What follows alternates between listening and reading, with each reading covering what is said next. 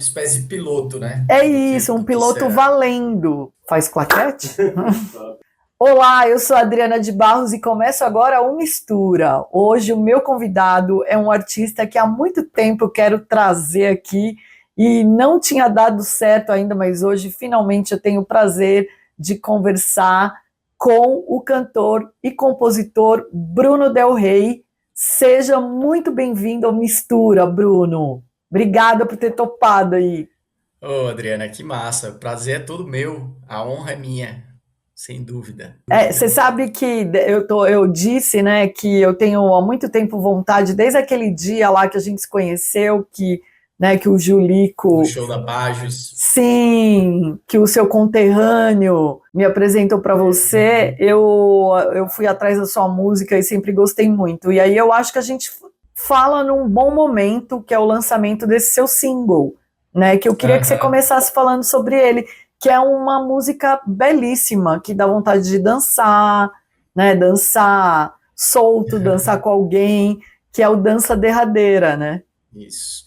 Maravilha. Pois é, esse momento, né, do lançamento do single está sendo um momento de, digamos, uma transformação, porque eu vim agregando novas referências. Na verdade, eram referências que eu já tinha, mas não como uma influência direta no som, em relação a ritmos e tal. Então eu comecei a explorar mais ritmos afro-brasileiros, fui fundo mais em influências como Jorge Ben, Gilberto Gil, coisas dos anos 70 que eu sempre curti bastante. Então, a dança derradeira ela quebra um pouco, né, do que havia no meu trabalho anterior, ainda com, eu sinto que ainda tem sim um fio condutor do soul, que né, é um estilo musical que me influencia assim na espinha dorsal, mas agora com esses elementos acho um pouco mais brasileiros mesmo, e mais latinos também.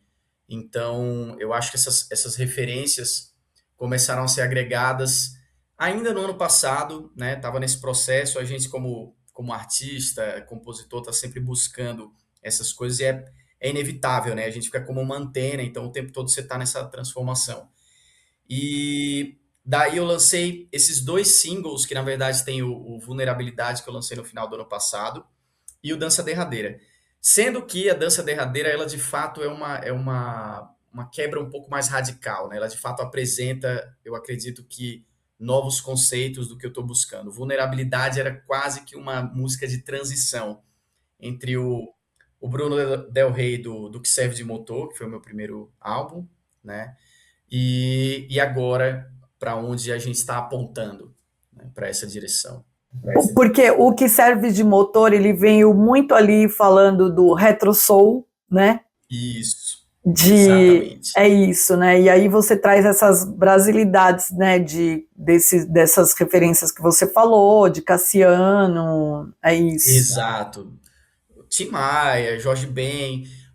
É claro que, de uma certa maneira, as coisas elas já estavam um tanto nesse caldeirão, né? Porque eu sempre gostei muito da música produzida nos anos 60, 70, sempre foi uma coisa assim que me mexeu muito, mesmo nos outros projetos que eu tinha, né? As minhas outras bandas, a Rockassete, Bicicletas de Atalaia, eu sempre tive esse elemento vintage ou retrô, né? Então, tanto na sonoridade quanto na questão estética. Então, acho que foi meio que natural quando eu caí para o soul de enveredar, por isso que acabou se designando como retro soul, porque você tem essas bandas que é uma cena também que tem surgido, principalmente nos Estados Unidos, mas diria que mundialmente, de artistas como Charles Bradley, Sharon Jones and the Dap Kings, The Sacred Souls, uma galera mais nova que está chegando. Então, essas bandas, esses artistas, eles respiram essa coisa, né, do que era produzido na Motown nos anos 60 e tal, mas de uma certa forma também com uma linguagem contemporânea. E aí eu achei bem algo que eu curtia, né, era algo que me fazia realmente vibrar, assim. Então, ouvia tudo que eu curtia de fato dos anos 60 e 70, Sam Cooke, que mais? Otis Redding, toda a galera da Motown, aqui no Brasil também, muito Tim Maia, com certeza, mas eu acho que entender essa cena e como eles estavam se comunicando foi algo que me ajudou também a achar o que eu queria. A minha tradução é meio que isso. Eu sentia que, de uma certa maneira, aqui no Brasil, não havia muito essa junção. Porque quando a galera que faz soul aqui, ou que fazia soul, enfim, mas que faz atualmente, tem muito essa ligação também com a cena brasileira dos anos 70. Então, óbvio, o cara fala de soul, já lembra logo de Tim Maia, não tem jeito, né? Ou, sei lá, Tony Tornado, e por aí vai. Cassiano, como você mencionou, Uhum. mas eu sentia que, nesse caso, parte do que eu queria traduzido também tinha esse diálogo com uma coisa meio indie, de buscar uma timbragem um pouco diferente. A questão estética, por exemplo, que eu sempre curti usar os terninhos e tal. Então, isso daí, para mim, foi meio que traduzido nessa cena do Retro Soul, né? E aí, o que serve de motor, ele veio disso, né? Foram esses anos que eu fui respirando toda essa música. E tem uma coisa também que você canta em inglês, né? Pelo menos no que serve de motor, você tem algumas canções em inglês e em português também. E você segue agora nessa linha, ou você deve ir só para o português? Só Como pro português. é? Olha, o que tá vindo por aí tá sendo só em português. Eu acho que Aham, de uma maneira natural, assim, sim. não é necessariamente pensado estrategicamente, mas acho que pelo fato de eu estar me conectando mais com essas raízes brasileiras, é inevitável que eu acabe sentindo mais, né, e colocar para fora em português. Sim. Fazer as músicas em inglês, para mim, eu sempre fiz isso também com os outros projetos que eu tinha. O principal sempre foi em português, mas eu sempre me senti muito à vontade com inglês. Eu sou professor de inglês também, formado em letras, Hum, português e inglês, então isso foi uma coisa que eu me natural, sentia à né? vontade. Não era Sim. uma questão apenas, eu vou caçar umas frases aqui e jogar lá e tudo. Então, vinha de maneira natural. Mas o português, né, é a nossa língua mãe, então Uhum. existe uma maneira bem diferente de você se colocar, de você se expor mais, né? Eu acho que todo mundo que compõe, consegue compor em duas línguas, sente um pouco disso. Bom, pelo menos eu posso falar por mim, né? Quando a gente compõe em português, além de você ter, obviamente, um léxico muito maior, mas você sente que você está se expondo mais, então parece uma coisa um tanto mais visceral. Hum. Ainda que você opte por fazer uma poesia mais rebuscada, mas é mais visceral porque você está escancarado ali para as pessoas que te entendem, né?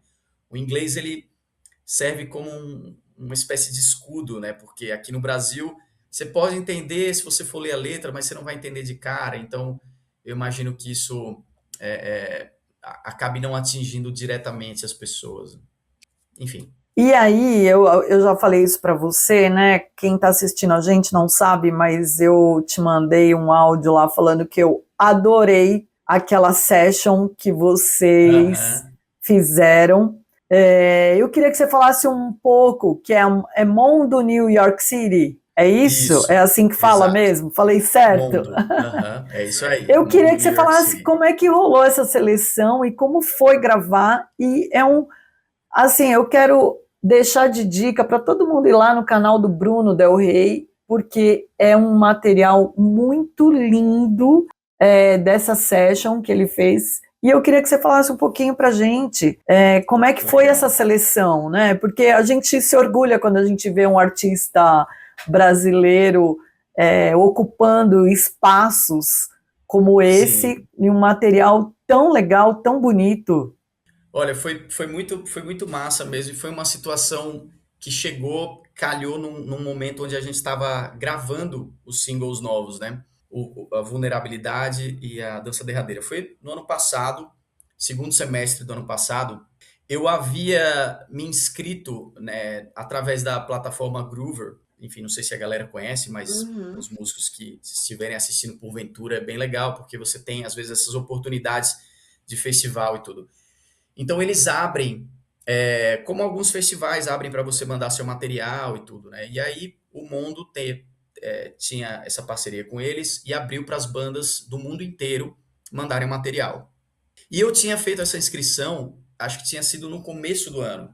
Se brincar, talvez março ou abril. eu nem lembrava mais, para ser O sincero, porque pedido, a gente né? vai fazendo essas coisas. Você se inscreve no edital, faz uma outra coisa, tenta ali e tal, e às vezes você nem tem resposta.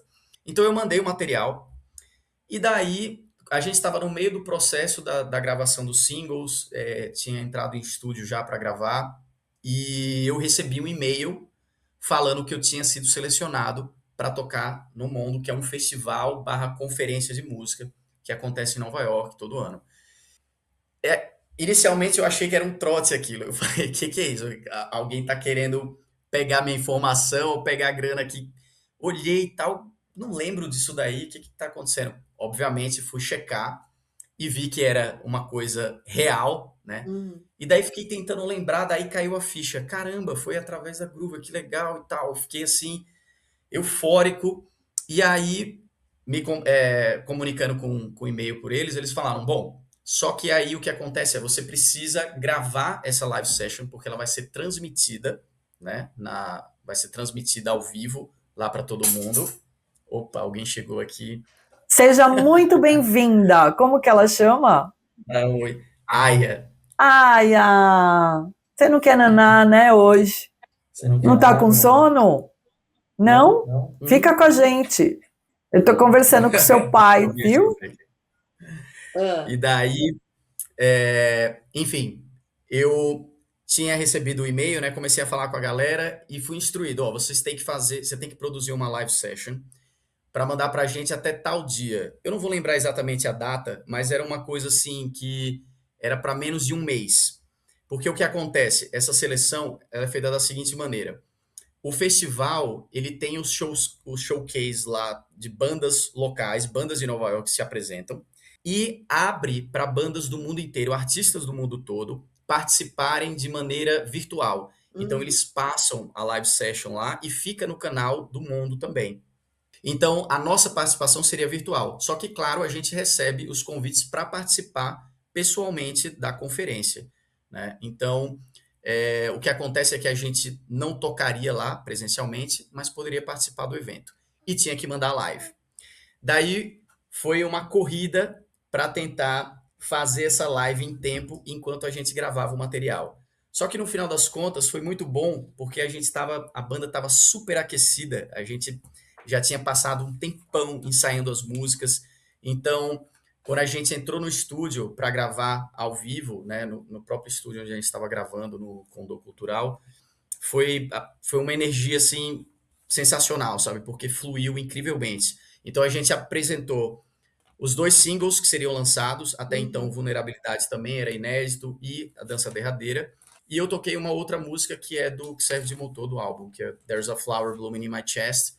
Obviamente escolhi uma música em inglês para ter essa conexão. E foi muito legal porque eu fui o único artista brasileiro selecionado, né? Se eu não me engano, foram mais de 17 mil inscrições e 30 artistas mundialmente apenas. Então foi muito, obviamente, foi, né, bem lisonjeante receber essa seleção, essa aprovação. Aí foi muito legal.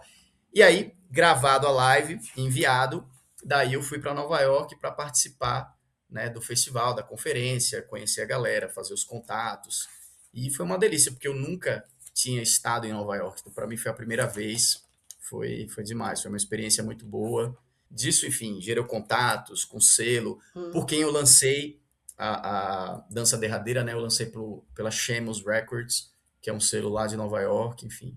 Então foi demais, foi muito massa. Uma história. E a banda, você tocou no assunto que vocês estavam super, né, afiados, inclusive meu amigo Garga é o seu baterista. Sim, é isso aí.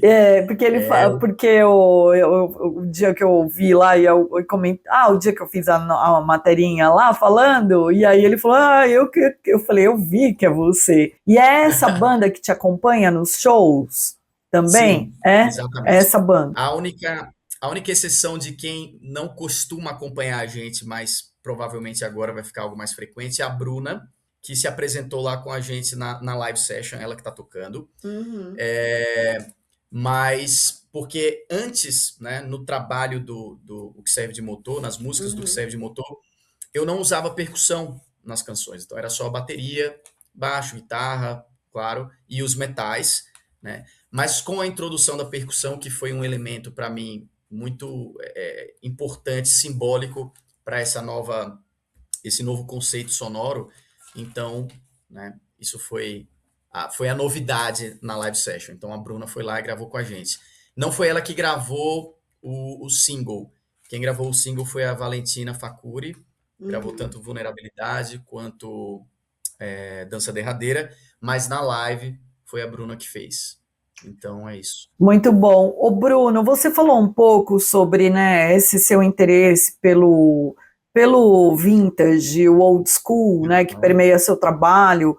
E você é um cara, você é de Aracaju, né? Você é de Aracaju. E aí Aracaju. eu fico muito curiosa de saber como é que a música, assim, você é nascido e foi criado em Aracaju. Como é que é essa Isso. história e como é que você teve contato com essa música que você faz, sendo uma pessoa de Aracaju? Assim, como chegou essa música em você? Eu sempre fico curiosa quando um artista nordestino ou nortista, de como chegam as referências, sabe? Queria que você falasse um Olha, pouco. eu não sei se foi algo diferente do que chegaria para qualquer um, enfim, ou se eu tivesse nascido aqui. Eu acredito que as influências elas podem divergir, porque obviamente lá eu tenho contato com outros tipos de música, ritmos regionais, inclusive do estado, né, como o coco, danças do interior, coisas que, claro, aqui no Sudeste não são tão conhecidas. Mas eu acho que em termos de música pop, né, as coisas acabam chegando de uma mesma maneira. Uhum. O que eu tive de bastante influência para chegar até esse som, acho que foi de casa mesmo, porque os meus pais sempre gostaram muito de música. Tanto o meu pai toca violão, não toca profissionalmente, mas sempre tocou em casa. Comecei a aprender com ele, inclusive. Minha mãe sempre gostou de música, cantava em casa. Então, referências como Caetano, Gil, Bossa Nova, que meu pai gostava bastante, sempre estiveram presentes. Então, talvez daí tenha vindo esse meu gosto pelas coisas retrôs, ou vintage, no caso, né? E a transição para o tipo de música veio naturalmente a partir disso. Certo dia, comecei a ouvir um piano incendiário, assim, que eu achei incrível aquilo. E aí, quando eu fui perguntar quem era, que eu fui descobrir, era um cara que chamava Jerry Lee Lewis, né? Great Balls on Fire, You Shake My Love, né? Eu fiquei louco com aquilo. Eu falei, cara, que é isso? Que ritmo. É incrível, porque eu estava acostumado a ouvir muita música brasileira em casa, por causa dos meus pais, e aquilo me arrebatou, assim. Na época eu nem tocava violão, mas foi uma coisa que ficou muito presa em mim. Então, essa questão, primeiro com o contato do rock dos anos 50 e 60 foi o que veio. A partir daí, Beatles. Quando eu conheci Beatles, daí foi uma outra explosão, assim. Eu virei um Beatlemaníaco louco e a partir disso, tudo que eu ouvia era com referência a partir deles, né? Eu comparava com eles. Então, a primeira banda que eu tive, a Rockassette, com quem eu vim morar aqui em São Paulo, foi uma banda que nasceu disso, dessa influência dos venenos dos anos 60, Beatles, Kinks, Rolling Stones, que mais? The Who. Eu bebia muito nessa fonte. E aí, claro, quando você entra na adolescência, você começa a trocar figurinha com os amigos, né? Outras pessoas que curtem também e tal. Imagino que o Julico, né, da Bajos, tenha tido a mesma coisa, né? Você começa a trocar essas ideias com as pessoas que gostam da mesma coisa que você, porque às vezes você está andando na minha sala, na escola, por exemplo, eu contava no dedo quem é que podia compartilhar esse tipo de gosto musical comigo, né? Os outros, sei lá, curtiam pagode, que era muito, muito comum e popular na época nos anos 90, né? Pagode, que eu digo pagode, quando eu falo pagode, eu lembro de coisas como, que talvez vocês aqui chamem de axé, que é El É o Chan e coisas Tchan. do tipo. É, Lá no Nordeste sempre foi muito forte era. isso, né? Durante a minha, Uhum. a, a minha infância e adolescência também. Então, a gente cresce lá ouvindo isso daí nas rádios, em festas e tudo. E aí você vai chegando junto das pessoas que você vê que curte outros tipos de som e que você pode compartilhar. E Muito bom. daí, a partir disso, eu fui cavando nas referências dessas próprias bandas que eu citei, de onde eles bebiam.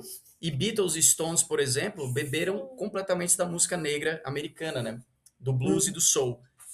Daí para eles foi esse salto. Eu já gostava de alguns artistas que eram referências para eles, mas quando eu comecei a me perceber um pouco mais cantor e não só apenas guitarrista e vocalista, aí eu comecei a entrar no mundo do soul, captado pela voz mesmo. E aí fui ouvir as vozes do soul, que foi quando a coisa começou a me transformar desse jeito. Muito bom. Querido, nós estamos chegando no final. A gente está te liberando para a Aya, né, Aya? Mas antes da gente encerrar, eu queria, Bruno, que você falasse 3 músicas sua que as pessoas poderiam ouvir para te conhecer, quem ainda não conhece e que deveria ouvir essas 3 músicas. Eu já passei essa sua session para um montão de gente, todo mundo gostou. Que legal. E aí, mas eu queria que agora você falasse de 3 músicas que as pessoas deveriam ouvir para te conhecer. Para conhecer. Olha, eu poderia citar, inclusive, as próprias músicas da Session, porque eu acho que já seria uma boa referência. Primeiro pela a dança derradeira, que é, de fato, o que eu sou, como eu estou agora, né? Com essas influências de agora. E na própria Session tem There's a Flower Blooming in My Chest, que eu acho que é uma boa referência do trabalho do que serve de motor. Para não repetir as mesmas 3 músicas da Session, eu diria que O Toque Amoroso do Jim é uma música que tem no disco que serve de motor, que ela foi, acho que das minhas músicas acabou sendo a mais ouvida. E o interessante é que ela é uma balada, né? Ela é a música que menos tem banda tocando. Ela é um pouco mais blues e jazz, assim, violão, voz e sax. Sax não, desculpa, e trompete. Mas eu acho que essas músicas podem talvez exemplificar, dar um geral das minhas fases, né, e de influências.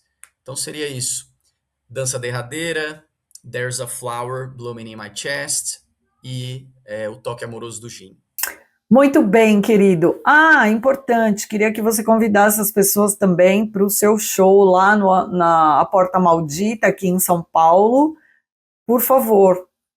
Maravilha, isso aí. No dia 26 de junho, eu estarei tocando, eu e a minha banda, na Porta Maldita, junto com o Pedro Bieneman, que também lançou um material recentemente, então acho que vai ser uma noite bem legal, porque, de uma certa maneira, acredito que os nossos sons dialogam bastante, assim, eu curto bastante o trabalho dele.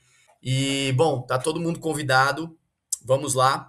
A gente vai se apresentar numa formação um pouco mais enxuta, vai ser um quarteto, mas é legal também porque a gente já teve essa experiência de adaptar alguns arranjos, né, quando você tem uma banda grande para um quarteto, e fica bem legal. Acho que quem for não irá se arrepender de conhecer novos sons e entrar nesse universo e nessa vibe.